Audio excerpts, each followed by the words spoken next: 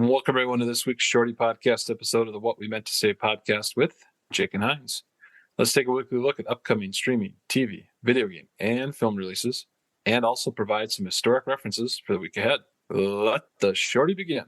Let's take a look back at things that happened prior to 2022 for the week of November 27th to December 3rd, brought to us by our friends at songfacts.com. November 27th, 2000, the Beatles have the number one album with a collection of their chart-topping hits called One.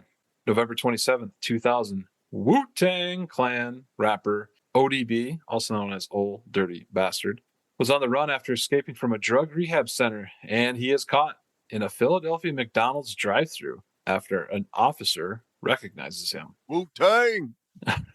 November 27th, 1990, MTV bans a video for Madonna's Justify My Love, which is too racy for the network. November 28th, 2020, AC/DC has the number one album in America with Power Up. They just keep producing them. Yeah, they do. November 28th, 1987, Dirty Dancing hit song I've Had the Time of My Life goes to number one in America. November 29th, 2016, the Christmas song Baby It's Cold Outside gets new lyrics that support the decision to leave and get home safely. Very appropriate. November 29th, 2001, George Harrison of the Beatles dies due to lung cancer at the age of 58. I remember that day. That was a sad day. Yeah. November 29th, 1986, You Give Love a Bad Name by Mr. Bon Jovi goes to number one in the U.S. Did you have Bon Jovi here? No, I did either. not.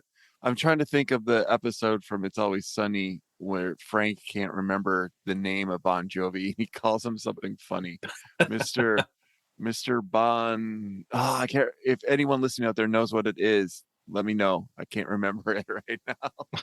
Anyway, November 30th, 1982, Michael Jackson releases Thriller, which becomes the best-selling album worldwide. November 30th, 1979, Pink Floyd's The Wall is released. December 1st, 2006, GQ magazine names Kid Rock and Pamela Anderson newlyweds of the year, but they are divorced by the time the magazine hits newsstands. Oh my God. It's unfortunate, but that's magazines.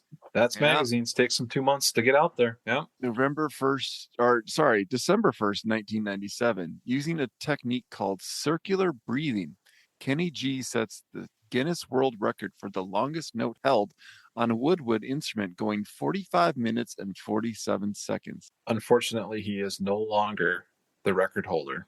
It has been really? Mm-hmm. Huh. Okay. I have to look up this circular breathing technique. December 1st, 1991, Alice in Chains guitarist Jerry Cantrell thinks there's 31 days in November and misses the concert opening for Van Halen. I had no idea of this story. That is great. He was out hunting, and he thought he had to be back to, I think it was in Cleveland. He thought he had to be back to Cleveland the next day. Nope. It was December 1st, and he needed to be there today. Oh, December 2nd, 1983, Michael Jackson's Thriller video debuts on MTV. 14 minutes long.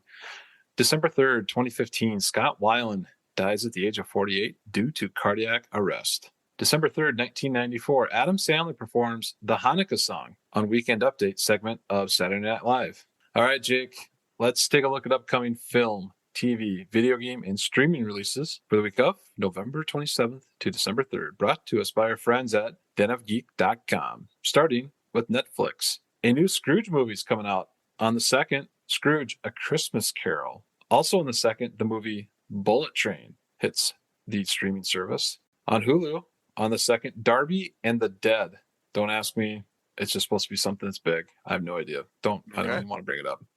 HBO Max on the 29th, My So-Called High School Ranked documentary, which is something that you and we probably should be on that documentary because I'm guessing that there's something about cheating or something involved in there. And I think we both got screwed over on our high school rank. I'm just guessing by a cheater. Okay. It wouldn't have mattered for me. I was so low. Same here. On Apple TV Plus, Slow Horses Season 2 is coming out. On Amazon Prime, 2 movies on the 2nd, Riches and Three Pines. Video games on the 28th, The Night Witch is coming out. And then on the second, The Need for Speed, Unbound. All right, Jake, this is your favorite question, I know, for the entire podcast. What are you watching or listening to this week?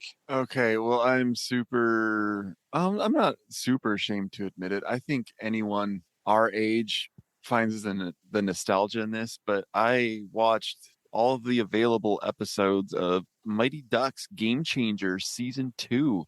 Wow. My Yeah. my wife was on the road, and last year I watched all of season 1, and it was not great, but I enjoyed it because it's the Mighty Ducks, and I have a special place in my heart for the Mighty Ducks. And so I was like just looking for something to watch, and yeah, I binged through all 8 episodes. It was really only like 2 hours long. Eight Nice. episodes. They're all Nice. like 20 minutes long.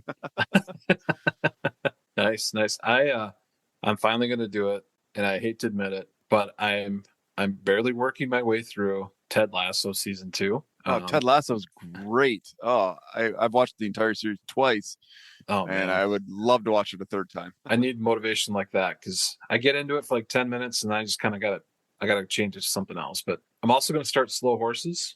That's a really good one on Apple TV. I really enjoyed season 1. Season 2 is coming out, and otherwise, Billions and Industry. I'm catching up on. Big suggestion to anyone that wants to watch a really good TV show and just one episode, catch Atlanta season 4, episode 10.